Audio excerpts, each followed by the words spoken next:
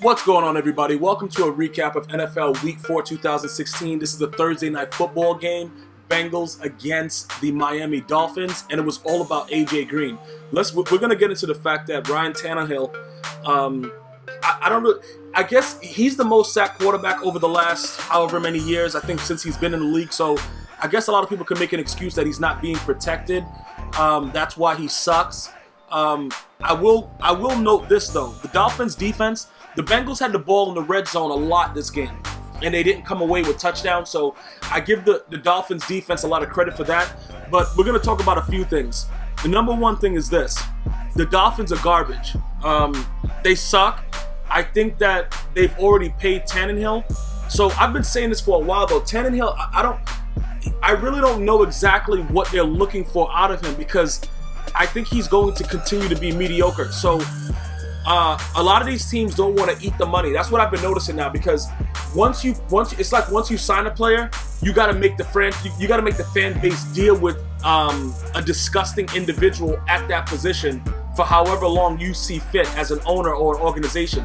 And that's disgusting, because you guys are you're $1 billion franchise regardless of how sucky your team is. So you can eat that money and bring somebody else in that gives your team a better chance to win. Now, I understand that most aficionados are going to say, you know what? It's very hard to play quarterback in this league. And we see that in many instances, but that doesn't mean that you have to have a complete bum out there. That's what my issue is, because watching Tannehill yesterday, or Tannehill, or however you want to say his name, it was disgusting to me to watch it. And usually when I'm watching a game, I'm having a drink or whatever like that.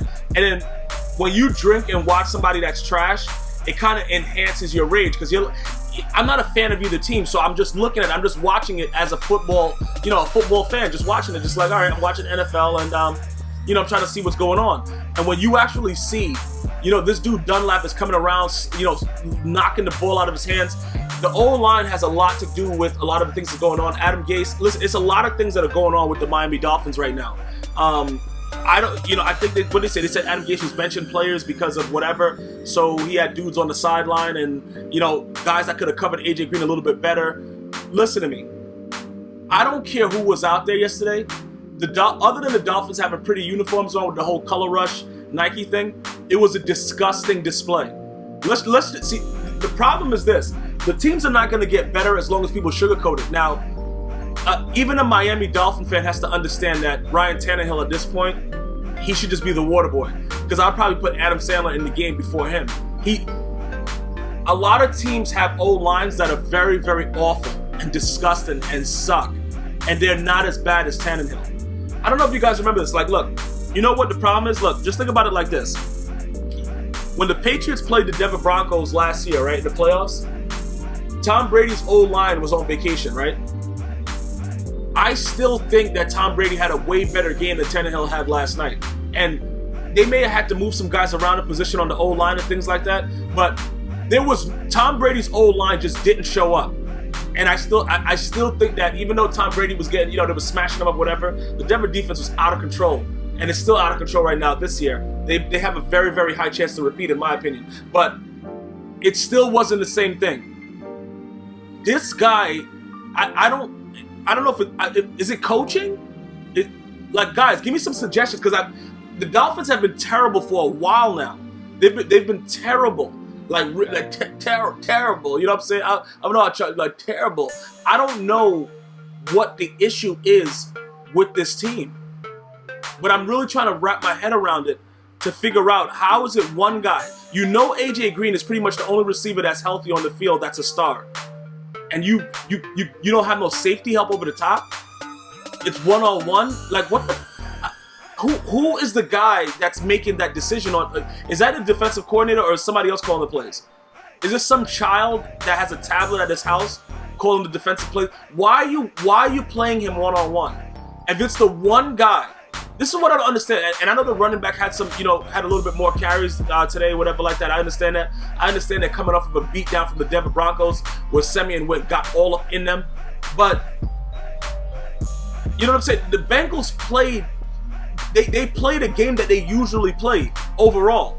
You understand what I'm saying? You got Andy Dalton, the Red Rocket, looking raw. Like, I'm not sold on Andy Dalton either. I don't know what the hell. Let's just put it like this. AJ Green is very athletic. He's I think, in my opinion, one of the top 5 receivers in the league right now. In my opinion, right? I'm gonna go back to the Randy Moss days. I don't know if you guys are, a lot of you guys, I have a lot of younger guys that watch my podcast on YouTube. I have a lot of younger individuals across the country, in Turkey, China, stuff like that send me messages, that watch my stuff, and they ask me, they're like, when you talk about guys from the past, who's a guy to you, G-Maya, that was uncoverable, that it didn't matter what the defense did? And the only guy I can say is Randy Moss. Nobody else I have seen had that height, that speed, that catching ability. So there is no reason why AJ Green should be going off on a National Football League team when they have a defensive coach. They got to coach for everything. They got to coach for some. If you got to take a piss, there's a piss coach. They got to coach for everything. It's so stupid. You don't need all those coaches. But look, guess what? America is capitalistic. You got to make your money. I'm not hating. I'm not saying like these guys shouldn't have jobs. But when you come out like this, and it's one guy, this one guy was just doing whatever he wanted. You're telling me you're gonna keep leaving this guy one-on-one, no safety help? This dude is running slant routes across the field, doing whatever. He's running screenplays. He's doing whatever he wants. And all these guys with all this football knowledge, nobody can figure out, hey, the guy that's hurting us is AJ Green. You're making it seem like this guy is like super fast, like he has a little bit of agility to him. I think he's a little bit stiff with certain things. He's a very, very good route runner, stuff like that. But what I'm saying is, if it was Randy Moss, I could understand. You know what I'm saying? Even T.O., even if it was a Terrell Owens, like a stronger, bigger guy you just can't really deal with off the line, stuff like that. Calvin Johnson in his prime.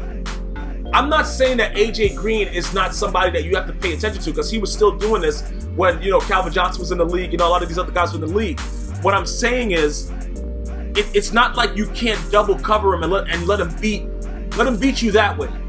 Single the other guys, let him beat you that way. Why as a defensive coordinator and as a team, we know the Dolphins suck, but their D-line and their linebackers, in my opinion, are very, very stout. So they can do things and manipulate the offense. And against the Red Rocket, listen, Andy Dalton wants to throw picks. He's like, he's the second coming of Jay Cutler. He wants to do it.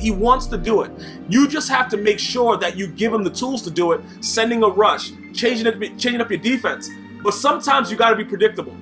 Sometimes you got to bump AJ Green, and you got to have a safety over the top, and you got to watch him. All I'm saying is this. There's a lot of people that are diehard Dolphin fans. The fan bases are so unique, because I speak to so many guys that are fans and so many girls, that are fans. And just to think about the fact that you guys deal with this, it bothers me that these coaches don't make a better effort, like at least visibly for me, because I'm seeing AJ Green running around doing whatever he wants all game. But then again, in the red zone, the D-line is so stout, you can't really do nothing. Like, you can't really just go out there and score on these guys. You know what I'm saying? It's not like you can just go out there and do whatever you want. So they have certain things that can make them a better team. The number one reason that they're not going to do anything is because the guy at the helm, Andy Dalton, is trash. No, what did I just say? Andy Dalton? Andy Dalton is trash also, but I meant to say Ryan Tannehill. They're both trash. But Ryan Tannehill is the number one reason why the Dolphins are not going to succeed. And they paid him, and I don't think they want to eat the money, so they're going to go ahead and continue to have him out there, and he's going to go ahead and continue to do what he's doing. And it's as simple as that. You know what I'm saying? It's not like, I don't understand what the problem is when people can't see what we're seeing. Like, even when Jamarcus Russell was playing, it took them an extra season to see that this guy was an expert, dirt thrower. He just threw the ball right into the dirt. That's all Jamarcus Russell was able to do. That dude sucked. And the Raiders still gave him extra time to try to get. I don't know. Listen, once you see it, it doesn't make time. It doesn't make sense. It's a waste of time and money to watch these guys go out there and lose games. Because in my opinion, everybody's out there to win. And last night, Thursday Night Football, it was all about AJ Green. But I think it was more about the Dolphins just not having any kind of common sense. As a defensive coordinator, a head coach, everybody's responsible. But sometimes you got to be predictable. And if a guy is beating you one-on-one, doesn't it make sense to double him? Let me know what you guys are thinking. Hopefully you guys are enjoying the podcast. Thank you guys all across the country and all across the world that are subscribing to G Myers World. Until next time, one love.